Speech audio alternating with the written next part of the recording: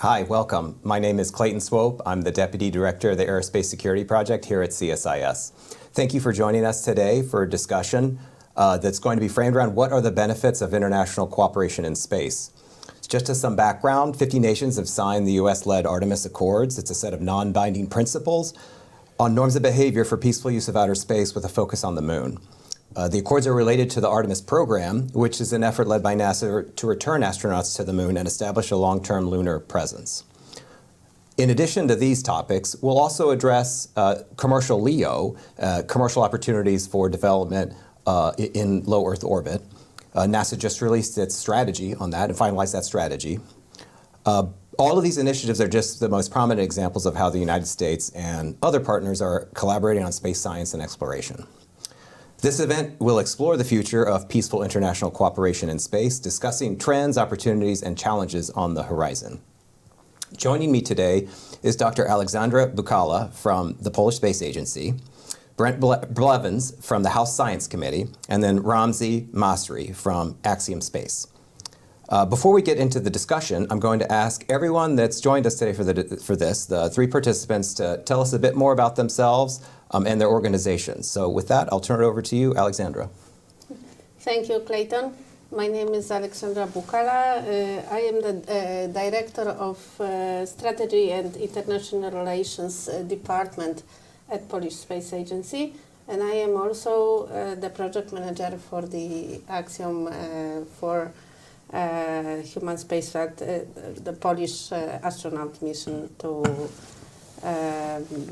space. And what I wanted to underline is that all these exploration activities are very important to Poland. This is the first time we have an opportunity to send our astronaut since 48 years, and since last opportunity that we have with Intercosmos program. And it's not only about sending the astronaut into space, but it is also about the bridge experiment and educational and communicational program that we want to accompany. Thank you. Good afternoon, everyone. My name is Brent Blevins. It's good to be with you all today, and thanks to CSIS for convening this important discussion, and I think very timely too. I have the great privilege to serve as the staff director for the Space and Aeronautics Subcommittee for the U.S. House Science Committee. I always like to joke with my colleagues, I have a great job. I get to meet with astronauts and I get to go to rocket launches. But there's a lot more to my job than that. Just for viewers who may not be quite as familiar, our committee has jurisdiction over most federal R&D. And of course that includes NASA, that includes commercial space opportunities.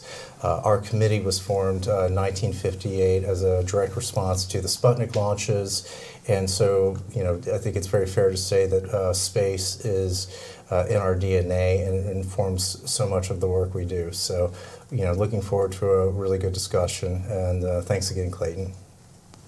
Ramzi. Good afternoon, my name is Ramzi Masri. I'm the Government Relations Manager for Axiom Space. I help lead our legislative and regulatory priorities here in DC, and essentially that just means I try to meet with Brent as often as I can. Axiom Space, for the viewers who may not know, has three main lines of business. Our flagship program is the construction of our commercial space station, which will be the successor to the International Space Station. Our second main line of business is the development of the next generation spacesuits that the NASA astronauts will wear on the surface of the moon during the Artemis missions. And our third line of business is the private astronaut missions that we conduct in partnership with NASA to the International Space Station. We've conducted 3 missions so far, and we have a 4th one planned for no earlier than spring of next year, where we're going to see a Polish astronaut return to space, as well as astronauts from India and Poland. So it's an honor to be here, and I'm really looking forward to the discussion. Okay, thanks, Ramzi. Yeah, I think maybe that's a good place to start. You mentioned your upcoming mission that will include a Polish astronaut. Maybe just kind of as a framing for all of us here on how does Poland view international space cooperation? You talked a bit about the importance of that upcoming mission through Axiom. When you look at the landscape of international cooperation on space science and exploration, how does Poland fit into that? How does Poland fit into NASA plans to return to the moon with Artemis? What does Poland want to achieve through its work in space? Well, we believe that exploration is the future, and with that we both streamline into this human space flight with that was possible thanks to Axiom initiative for having this commercial crew space flights. This is something important to us, not only to send a human, but also, as I said, to accompany that with a package of the experiments and as well the educational and communication package, because this is something that drives sometimes the nations, that we can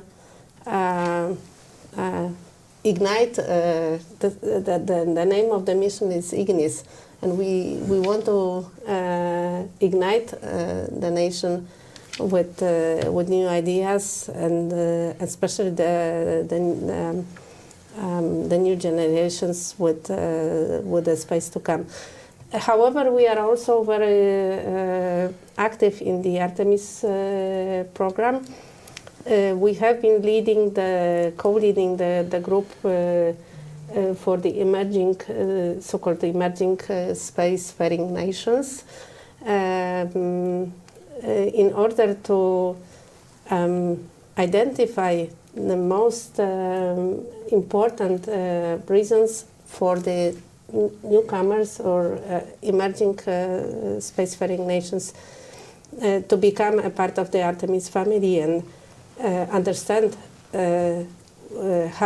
how important it is to go into exploration, especially moon exploration. And now we are also leading the part of interoperability issues, which we believe is an enabler for these newcomers, and also the lunar missions repository for the Artemis Accords family. So, yes, it is important. We believe in the exploration in many dimensions. It's really hard to answer that question in such a short time, but yes, this is a priority for Poland. I have a follow-on question for you, but I do want to mention to those watching today, we are taking questions from the audience, so if you would like to ask a question, please go to our event page and click on the link and please submit your question. I think, as a follow-on question to that, you talked a lot about exploration as the future, and I think this will be a question I would want to ask both of you too, in addition to you, Aleksandra. Outside of the science, is there an economic benefit? How does it impact people in Poland working with the United States, working with other partners? Is that a force multiplier maybe from an economic standpoint and technological development? Those things that are more related to what happens on Earth, how does that factor into how you prioritize international space cooperation?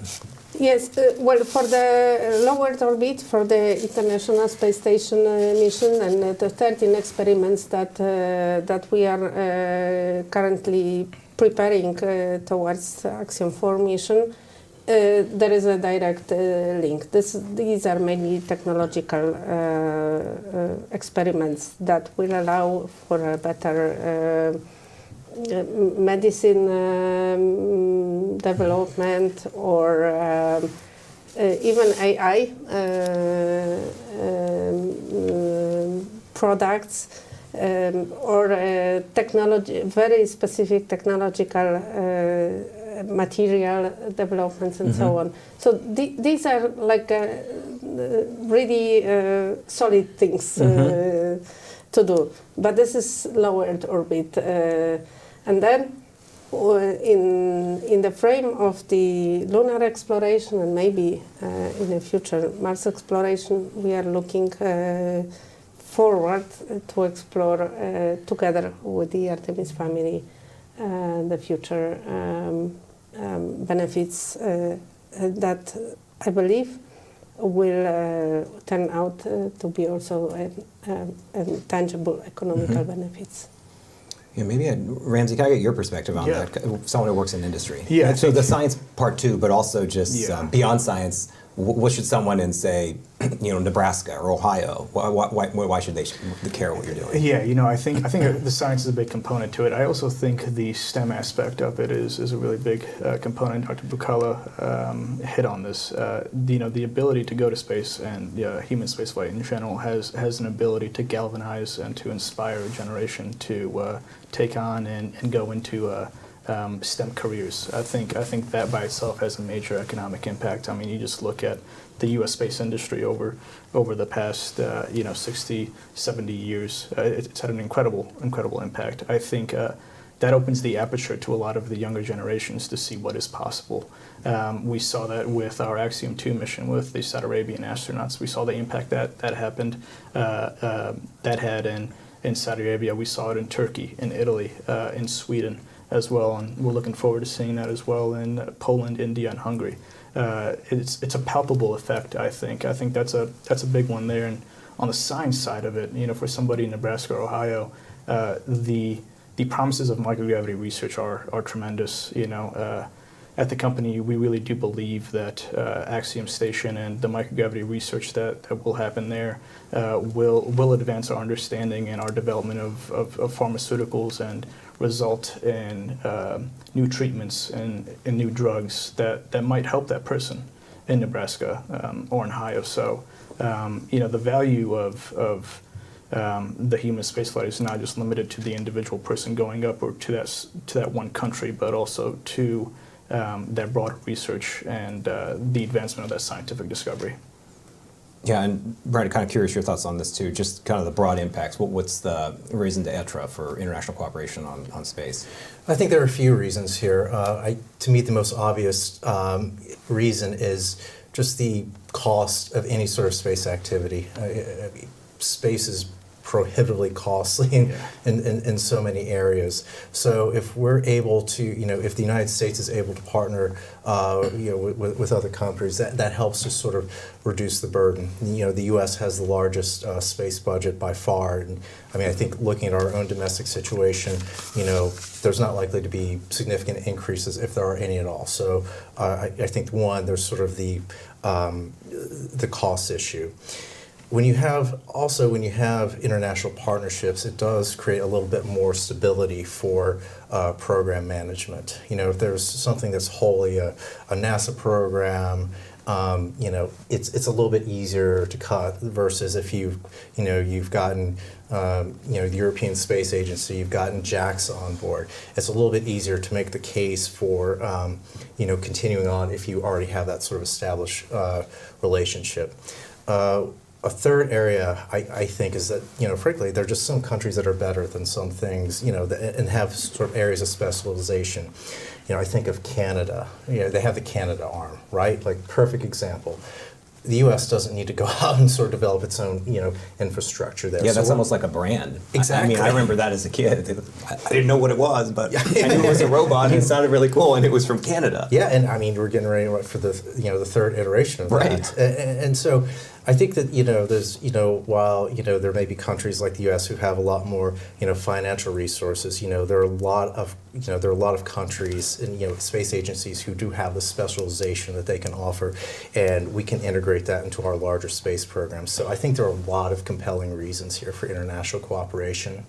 Yeah, and I just kind of how we kick this off. 50 signatories of Artemis now, so that's a talent pool. And I believe there will be one more before the end of the week too. Oh, but can we break some news here, Brent? It's okay. But that's one way to look at it too is there's a lot of force multipliers, a lot of opportunities for talent, but how do you use all that? So I think of something like Gateway too. That's only a handful of partners. The only one that wasn't an ISS partner is UAE. So broadly, the Artemis program. I'm kind of curious, how does Poland fit into that? What do you think? If you had I want to see this for, like you said, smaller spacefaring nations. What would that thing be that you'd want to see? Maybe specifically to Poland or more broader to countries that aren't maybe building a module for the Gateway or an airlock. Kind of that we want to contribute. We have resources. NASA tell us what to do. What would you tell them? I believe that Artemis Accords is an enabler for all these countries. It's just in ISS there were 7 countries. Now in Artemis there is 50, and one more to come, and maybe few more in the near future. So this is like a really international endeavor that we are doing here. And of course, there is. It's our work on the side of the nations to agree with the other nations what we want to do, and it will be a challenge because this is something that we are doing for the first time. We have not had something. The only similar example that we had in the past was ISS. But as I said, that was 7 nations, and now we are 50 plus. So this is something we are discussing within the Artemis family, how we are going to incorporate all these nations. Some of them, like Canada, are very experienced, so they have their own subsystem, like the Canada arm. But in case of Peru, Rwanda, Poland, and so on, this is the way we have to work out together, how we want to incorporate all these smaller nations or less experienced nations to work together. But I agree that this is a great idea to do it together. And do you feel Artemis, as Artemis, the brand, is that about the principles or is that more about the participation in the lunar missions? How do you view that? You as Poland, or maybe when you get a sense of others in the Artemis family, is it both or is it one that is predominant, that you think of more? No, of course we think about having that as a practical way to become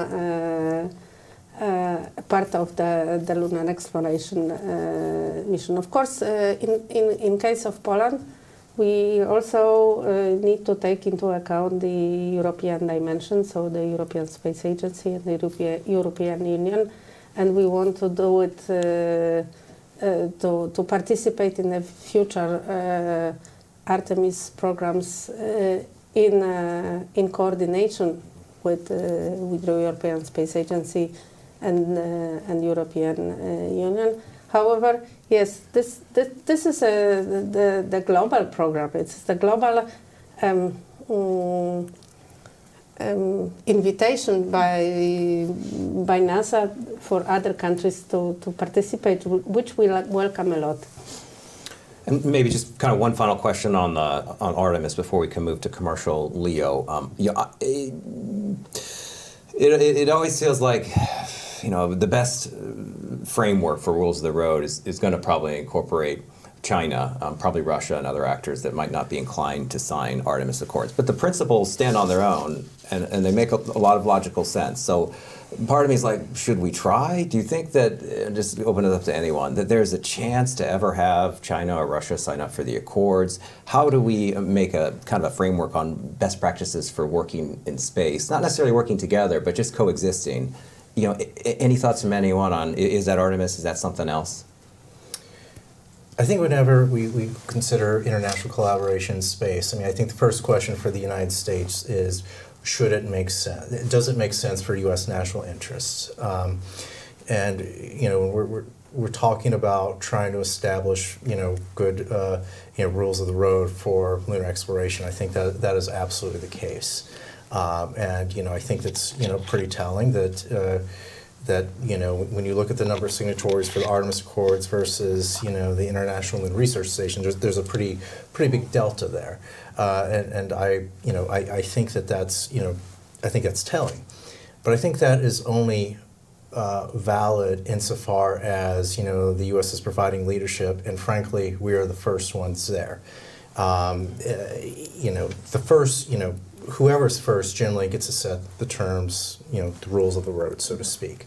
And that's, and so I think that, certainly I think we have a much stronger case for, inviting Chinese participation, Russian participation, if we were doing so from the point of view of we were first, we set the precedent, now we invite you to be a participant in this rather than trying to chart your own course.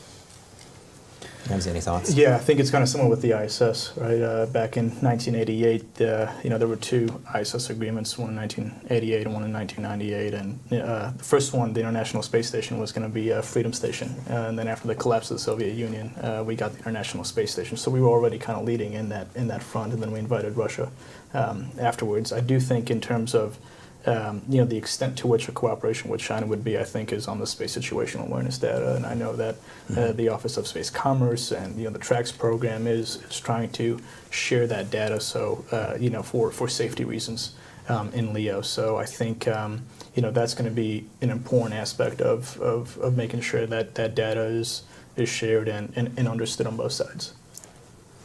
Yeah, okay, so I lied. I have one more question related to Artemis and kind of this general theme that I thought of as you were talking, Brent. So I think this is for you, Aleksandra. Ramzi mentioned the ISS. So the sunset of the ISS, success story of U.S.-Russian cooperation in space. After that, that's going to fall off a cliff, mostly because of Russia. There's nothing that the United States could have done in this case. Russia did it all themselves when they invaded Ukraine. You're a lot closer in Poland to Russia than the United States are. How do you view that cliff? The cliff that Russia made for itself here, really, on international space cooperation led by the United States. What comes next? Putin's not going to be in charge forever there. Maybe different folks will be in power. Way in the future, who knows? I'm not foreshadowing regime change by any means, but just predicting. How should the U.S., how should Poland, how should other partners that want to do stuff together in space, how should they look at Russia going forward? Is there going to be another opportunity in the future, or should we just write it off and say, this is it, we're done? Russia's on the decline as a space power, sayonara. Well, I think it all depends on Russia in the end. So far, Russia has made their decisions, and their decisions have been to go into war. So, and as you said, we are just around the corner. Our homes are in the range of the Russian missiles. So the threat for a nation is real. It's not like it's miles away. No, it's there. So of course, in a space community, we are always trying to think in a peaceful way and for a peaceful exploration, also having in mind the moon. And now in the Artemis Accords signatories, within the Artemis Accords signatories, we have agreed to focus our attempts in the next year for the debris mitigation on the lunar orbit and lunar surface. So we have like a peaceful intentions.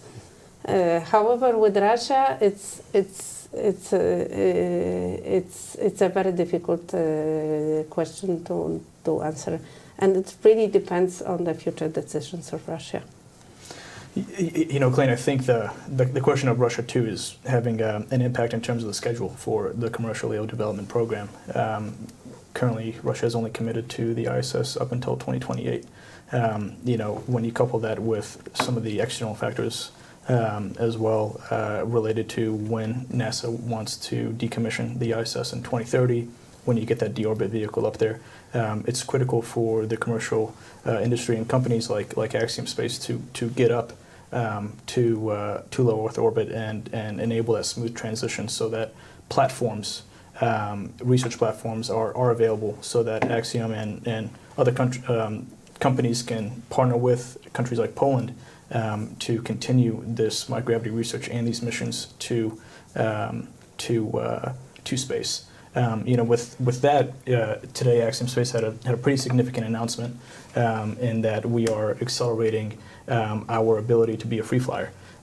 Originally, we were going to build a 4-module space station and detach from the ISS in 2030. Given the Russia question of 2028 and the need to ensure continuous human presence in LEO, NASA came back to us and asked us to take another look at our resequencing, and we were able to accelerate the free flyer capability by 2 years. So now we're going to be launching our payload power and thermal module to connect to the ISS, and then we're going to detach by 2028, and we're going to have that ability to be a free flyer space station. So that Russia question has definitely had an impact on the commercial side of things as well, related to that CLD question. Even though it was one factor, it was a big question. Yeah, I think those are really good points, and it certainly coincides with NASA's finalization of their commercial LEO microgravity strategy. Maybe a good time to just kind of natural transition over to that topic. Another area for international collaboration, in the mirror of ISS, only in a commercial way. To me, a couple things that stood out. The debate over continuous fill in the blank seems like the strategy said heartbeat, which effectively means, for those that aren't following this debate, having astronauts always in orbit in a space station. The second thing that kind of caught my eye was that the notion of one of many customers, in this case something that NASA had documented in the strategy, that you could say that assumption. So those two things that I thought that's notable, it's in their strategy. Curious if anyone else has any thoughts on that, kind of opened it up. On the commercial side, I mean, we applaud NASA for that finalized LEO microgravity strategy. We worked closely with NASA and provided our feedback to that document, and to see the incorporation of some of the recommendations from us and from industry at large is incredible. And I will say, on that continuous heartbeat question, the one aspect I really appreciated was how NASA eloquently framed it as a logically required next step for NASA's mission, and it positions the commercial low Earth orbit destinations, these commercial space stations, as an essential part and a critical part for NASA's mission deeper into space, whether it's on the moon or whether it's on Mars. And the recognition that NASA is going to be supporting and helping build out those capabilities is critical. That strategy, I think, is a great way to just take a step back and look at what, as a country, we're looking to get out of the commercialization of LEO. That continuous heartbeat is a step in the right direction, and one that is a continuation of longstanding U.S. policy over the past 30 years at least. Yeah, this is a very timely discussion. NASA's been working on this strategy for a while, and I have to say personally, as far as a NASA document goes, I thought it was actually one of their better recent ones. Sometimes NASA will put out reports that are hundreds of pages long, and lots of footnotes and everything. This was a very clean document. It broke it up in very discrete categories. So I thought it was very useful, both from a policy perspective, from a scientific perspective as well. As we sort of think about this transition, I think it's important to remember the context in which this is happening. ISS, is scheduled to be on orbit until the end of 2030. It's been extended a few times. We know it's not just physically it's not capable of lasting forever. But there's also the context of during the Trump administration, we made a conscious policy decision that we're going to return astronauts to the moon, and then eventually deeper into the solar system. And ISS is a wonderful technical feat of engineering and political engineering as well. For it's just amazing and remarkable, but it's also expensive. It's consuming several $billions a year, which has led to kind of the thinking of what's next. And so I think that's a good reason why we've pivoted to this commercial approach. Axiom has been very forward-leaning in their work on this. They've invested a lot of their own money. So we do think that is the correct approach. But sort of harkening back to your points, Clayton, about when Congress, when we think about how we want to perhaps put this in a law, I think we do want to be a little judicious, because I think everyone agrees in principle and concept that continuous human presence is great. We absolutely want that. Particularly while the Chinese have their own space station on orbit. So I think principle we all agree with that. If $1 million fell into my lap right now too, that'd be awesome. We'd all want that to happen. It might. Yeah, absolutely. But sort of to the earlier point about the fiscal environment in which we're operating. We want to be sure that whatever policy that we enact in Congress, and this will certainly we held a hearing in February this year on sort of the future of LEO. We had a witness from Axiom testify, so definitely something we're thinking about. But we want to be judicious and make sure that whatever language we're doing does not have sort of secondary ripple effects. Just some of the questions you were asking. We know NASA will be a customer. Will there be others? That's that may not be something we know until we have a free flyer and we're able to kind of test out some of the business cases. But we just want to be very judicious about how we approach this. So that's kind of hopefully that gives you some sense of the congressional perspective on this. Yeah, definitely, and kind of just on that notion of the other customers. Maybe Ramzi, if you have a thought here, I think the Axiom missions 1 through 4 are great examples of thinking commercially on that type of international collaboration in space. How does commercial LEO, your station, how does that fit into that? Is that just an extension of that? Is that different? Do you view them as complementary? Yeah, so the CLD, our commercial space station, I think there's kind of a few sides to it.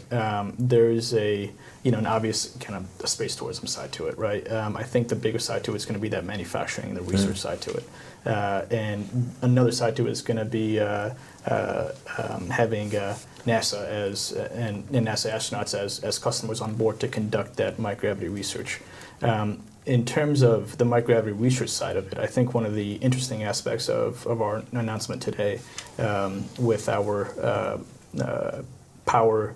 payload power and thermal module that's going to connect with the ISS in 2027 is that it's got a 50-inch hatch, which is the largest hatch that's going to be connected to the ISS. Just to backtrack a little, the whole reason why Axiom Space is going to be going to the International Space Station is because there's billions of dollars worth of scientific research equipment that are on board.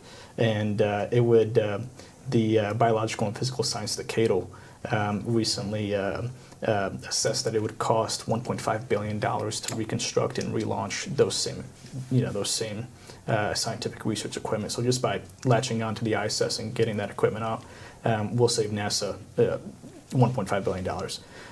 On the commercial side of it, you become a platform that is able to meet the customer needs. So now, one of the great aspects of our new sequencing is that it's a modular design. So you can, if Poland wants a dedicated research and manufacturing module, it can purchase one from Axiom Space and it'll go up and it'll connect when Axiom is a free flyer. If the NASA wants to conduct extravehicular activities, EVA in a spacesuit, we send the airlock up and we're able to conduct that.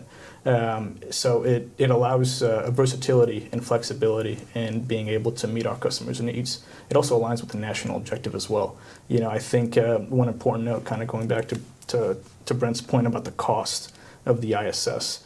In 2015, the NASA's Office of Inspector General assessed that it cost $74 billion, including the shuttle launches, to construct the ISS. When you look at commercial companies like Axiom Space, we're going to do that for 1 to 2% of that cost, and it's going to have some advanced, more advanced capabilities in the ISS. So that value proposition is significant, and not only that, we're developing that completely independent of taxpayer dollars. All of the money that we've raised that's going into, the development of our Axiom station is coming from the private market, and NASA has given us some funding for some analytical purposes, but the majority of that funding is coming from the private market, relieving the taxpayer of that burden. So it's an interesting development, and I think the commercial side of it will prove itself through that. The Axiom missions. I mean, one of the things that we keep asking NASA is to issue more PAM missions because we want to continue to fill those seats, and we see the value of engaging countries like Poland, which has been a great partner throughout this whole process. I think you mentioned 13 payloads. We've flown 135 research experiments through those first 3 missions, and which is a significant number. I mean, these are institutions and folks who've never had the ability to access the International Space Station. Typically, it takes years to be able to do that. So having that ability to open access to space, I think, is a huge component of it as well. And maybe one more question on this before I'll go to some audience questions. Cost, Brent, you raised this, and you've raised this too, Ramzi. I even think of Freedom, which you raised. I think that cost something like $8 billion to $10 billion before it was even canceled and merged into what became ISS. That's a lot of money just to get to that point when they just kind of had something on paper. I know you're saying that you could do it for a lot less. I think my question here, again, I'd be curious of your thoughts. Is NASA investing enough in it right now? I'm the moderator, but I'm allowed to have an opinion too. And it seems like it's just a tiny bit that NASA's investing when you compare to that investment that went into just Freedom and then into ISS. And you just raised a huge number there, $75 billion. I know you're saying you could do it for cheaper, but it's just like the money that's going into this from the government standpoint seems to be such a small amount compared to what went into the other.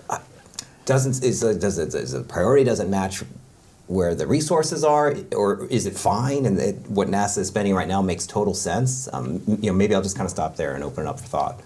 Aleksandra too, please. Sorry. No, but I got the points that there is a discussion in the United States about the money and the investment and how NASA is investing, and this is exactly what we are thinking in the Artemis Accords, that there are many countries that would like to contribute. But the International Space Station was a project with there were the agreements, the former international agreements with a certain government or intergovernment contributions in case of Europe, because European Space Agency is a partner. However, for the future exploration, maybe we can think of another financial scheme, including the international partnerships. It's going to be very difficult to negotiate. I know it from experience, but this is not that these nations like Poland want USA to pay to maintain the infrastructure. Maybe we can sustain that infrastructure together, or think of the future exploration together in terms of finance. However, this financial scheme, financial mechanism, will be very difficult to negotiate. But very difficult does not mean impossible. Space is hard in the end. Yeah, and I would say right now, please, someone correct me if they don't view it this way, but the way that ISS works, certain degree Artemis program too, it's kind of a barter arrangement. I give you this, I get that in return. It sounds like maybe it's worth thinking a new way to do that, where that financial model isn't necessarily I contribute this widget, but maybe a different financial model where I contribute this amount of funding or this amount of resources, and that goes into a larger pool that supports the sustainment of the capability. Just rethinking, I guess, how it works is kind of what you're thinking. This is what I think this is the task ahead of us, that we have to sit around the table now with the 15 nations. It's not going to be easy at all, and think how we can contribute to that, so that we have a governmental scheme to together contribute to that endeavor. This is my thought only. I'm not speaking in the name of the Polish Space Agency. I have not agreed with my bosses, but this is the spirit we are speaking. There is a goodwill within the contributing nations, especially the emerging countries, that they want to contribute. And I'm sure that they have budgets to do that, or they can apply for the budgets to do that. But we do not have the framework yet. Yeah, I mean, you're right. It will take a while to set up something like that. But maybe in the short term, maybe Ramzi, you could set up a GoFundMe account for your station, just to let folks contribute. If the Poland Space Agency gets a call from Axiom Space, we're gonna bring up your name and say we're gonna be sharing the bill. I think Dr. Bukała brings up a fascinating question of what's the realm of possibility going to be in the future, and that's an important discussion. And I think in terms of what it means for funding and the demand for these capabilities, especially on what NASA can do or what Congress can do. As a commercial entity participating in a program, you'd always love to see more money in that program, obviously. But what's unique about the CLD program, just for folks, just to do a quick background, it's broken up into two phases. It's phase 1 and phase 2. Phase 1 is basically where NASA is going to be working with the commercial entities to develop these space stations. Phase 2 is when NASA is going to select which of these entities have met NASA's requirements and who NASA is essentially going to be doing business with. So we're currently in the phase 1 side of it. We're trying to get to phase 2. I think you are seeing, I think there's a lot of money on the sidelines right now because we haven't gotten to that phase 2. And it's commonly referred to as a CLD down select, where NASA essentially issues a request for proposal, an RFP, and it'll review all the offers that it gets from the different commercial providers, and then it'll make a selection. What you're seeing is, several companies essentially competing for investor dollars on the outside with very limited funding from NASA. On the Axiom station side, in terms of what the total cost of the Axiom station is going to be, I think NASA's funding so far, or in total, will only account for about 5% of the development cost. The rest, the other 95%, is going to be coming from the private market. There is very strong interest in the private market for an Axiom station or a commercial space station capability because of the pharmaceuticals, because of the manufacturing, because of the semiconductor possibilities. The unique aspect of the microgravity environment is, our sciences kind of act 180 degrees different in space, and it has unlocked a lot of incredible discoveries that could be used for a lot of commercial applications on Earth. So I think there's a lot of money on the sidelines, and I think in a way I'm saying that essentially NASA doesn't have to provide money, or that Congress doesn't have to give us money, but to have a down select by NASA sooner rather than later will help initiate and unleash those billions of dollars on the sidelines in the private market. And I, Brent, I want to see if you have any comments before I ask any audience questions, but just follow up. You mentioned a few times that pharmaceuticals and manufacturing that could happen on a commercial space station. And I wrote down that figure that you said NASA's money is only 5% of the development. Why does phase 2 matter then, if that much? If it's only 5% and 95% is coming from somewhere else, and you have commercial interest in the capability, why is the pivot point so important? I think what you're kind of seeing is a lot of the investors holding on to their money because they want to see who the winner is going to be, right? Who's NASA going to do business with? And I think what you're also seeing on the European Space Agency, on JAXA, on all the other kind of international actors as well. They're interested in participating in these commercial space stations, but they want to wait to see NASA is going to be selecting, right? So For financial reasons, or is there other reasons why? just to see which of the companies are going to be getting the NASA services, right? And which of them meets the NASA requirements. So there's that element to it. So that's essentially what I mean by that by that phase 2 down select. Brent, do you have any thoughts on this topic? Well, I think Congress is a little bit guilty, in the initial years of funding requests from NASA on this. We were, I think NASA was routinely requesting $150 million, and I think Congress was providing $17 million. Zero for a few years. Yeah, exactly. Yeah, I mean, so a fraction. That's of the appropriators, though. It's not you. No, I'm an author. You wanted to write the check. That's right. So and so we've talked to Axiom, we've talked to other commercial providers as well, and they've been pretty. They've been pretty direct in their thoughts about maybe ways in which Congress can provide guidance to NASA and how to manage this program. One of the bills that we do, in our committee is called a NASA authorization bill. It's where we set NASA's policy direction for a year, or for multiple years, whatever the case may be. And I anticipate that this will be a topic that's going to be addressed pretty extensively, in that bill, which I would anticipate we will be doing in 2025. So, keep an eye on that.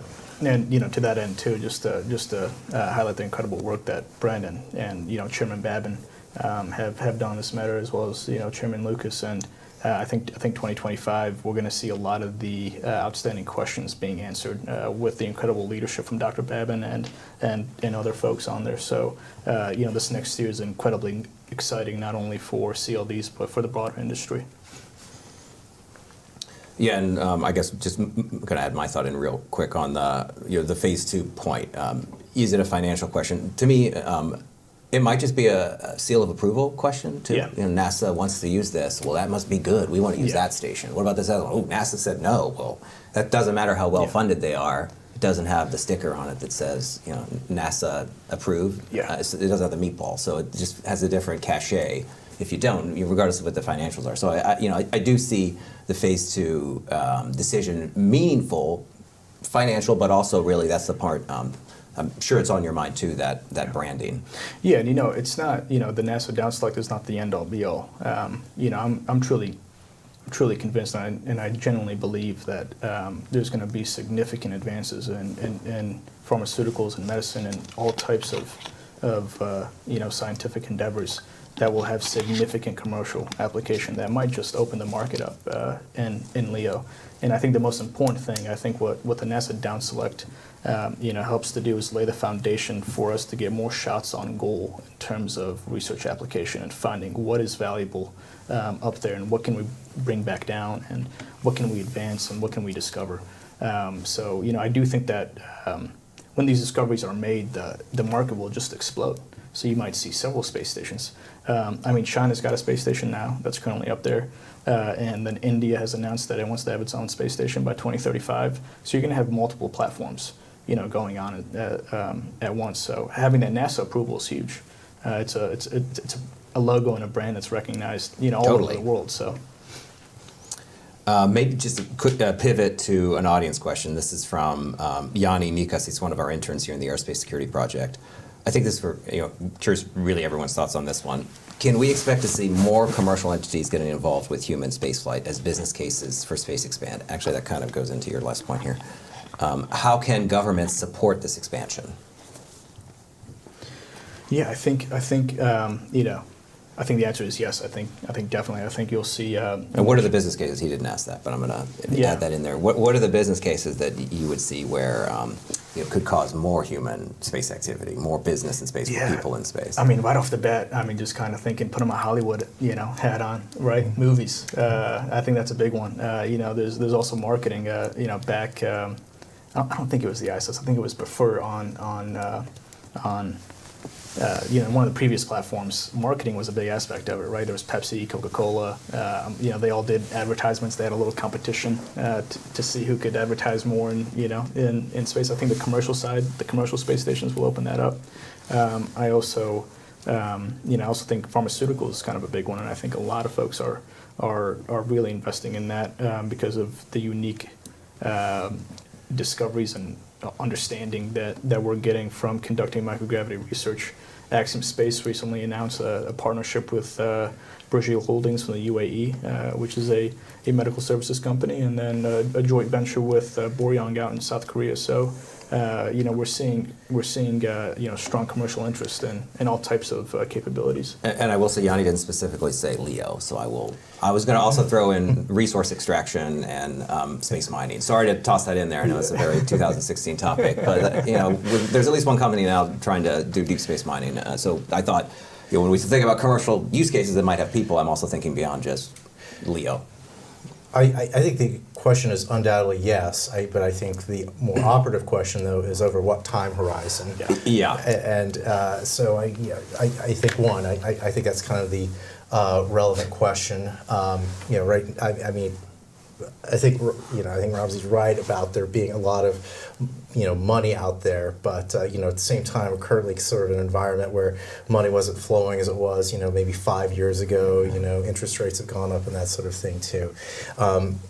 I will say, just from my own experience as congressional staff, there are no shortage of people with great ambitions for how they're going to monetize space. But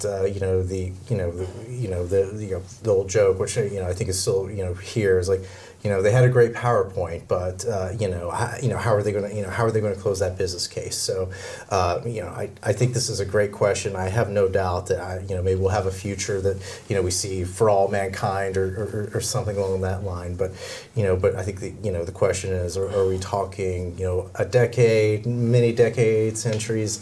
That's the question. I don't know. Yeah, I think not that long ago, Alex McDonald and NASA economist, he was sitting where you were sitting and made the remark that someone in the 1890s, I think, or 1800s had thought about mining an asteroid or mining the moon, and Alex doesn't know if we're closer to that point in time in the 1890s or when we will be actually mining space resources, and it's still just as ambiguous. So I think that kind of goes to your point there.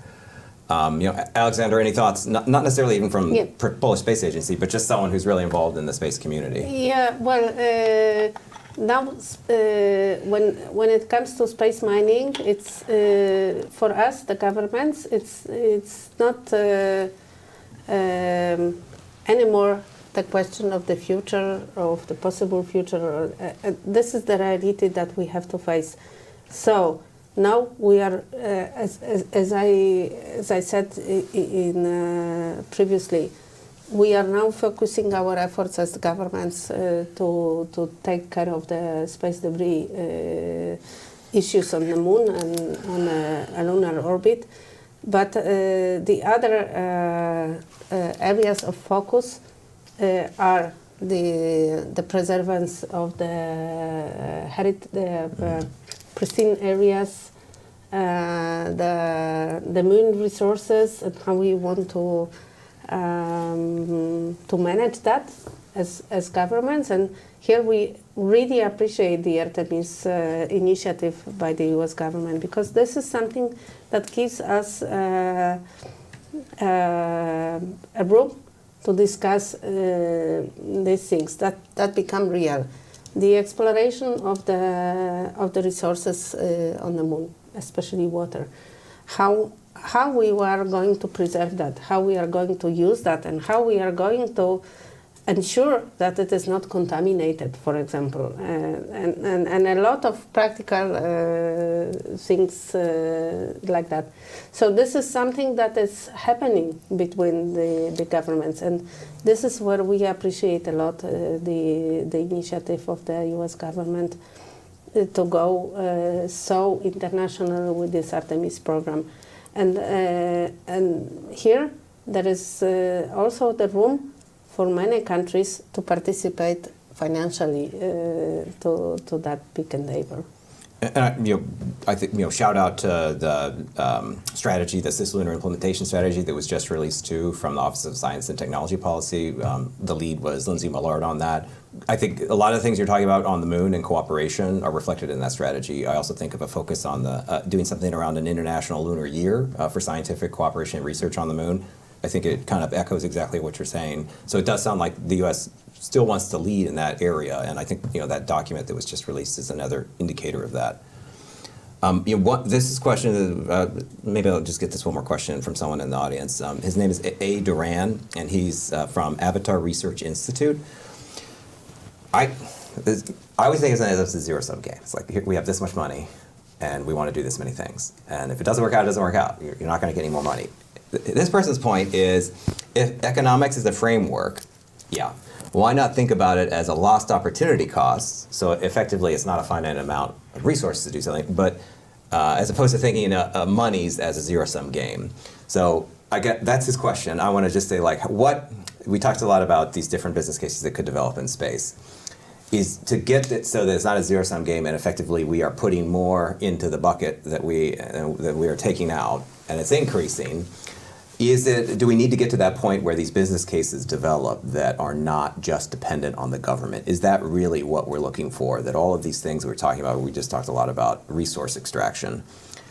To get to that tipping point where it's not a zero-sum game, it has to have that flywheel generation effect from a commercial, B2B or consumer customer, or is there some other trigger that could get us to where it's not so zero-sum that it is today?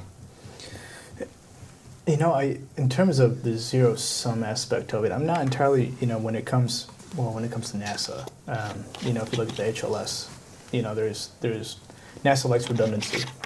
So it's not necessarily a zero-sum game, and I think with CLD as well, in the LEO microgravity strategy, NASA identified that it wants multiple providers, so it's not a zero-sum game, per se. But the other aspect of it is, in terms of the CLD and some pieces of legislation, it envisions an on-ramp. It's not one of the providers that's going to be selected and then the door is shut. There's always going to be an on-ramp to be able to get NASA's business if you meet NASA's requirements and invest the dollars to develop the system. I think when we do switch from the ISS to the commercial side, it will help trigger that business realization, the business opportunities quite significantly. Yeah, so your answer is it's coming. That point is coming. It's coming. Yeah. I also think there's enough interest as well now, right? Yeah. Yep. Any thoughts? Do we need to get to that point? And if it's coming, I get that answer for sure. That makes a lot of sense. But is that kind of what we're waiting for that?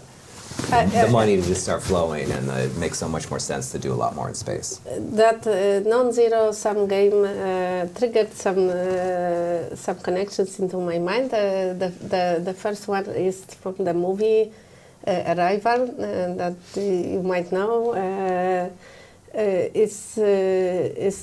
That was the question about a non-zero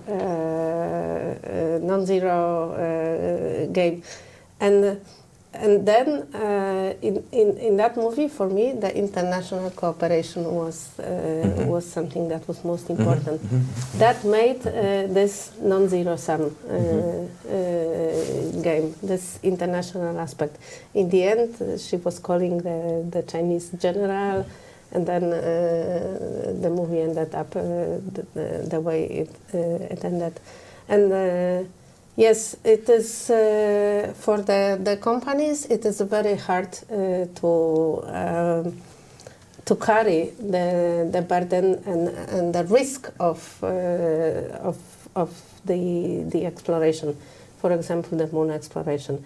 This is if I were a company manager, that would have been a very difficult decision for me to make, to go or not go for example, space mining.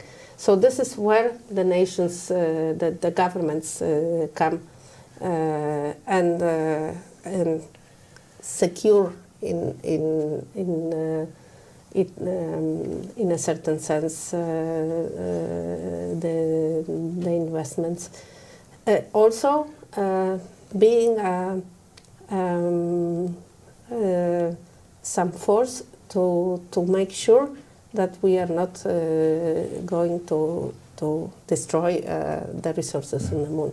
So we have to stand, and I know that the diplomacy is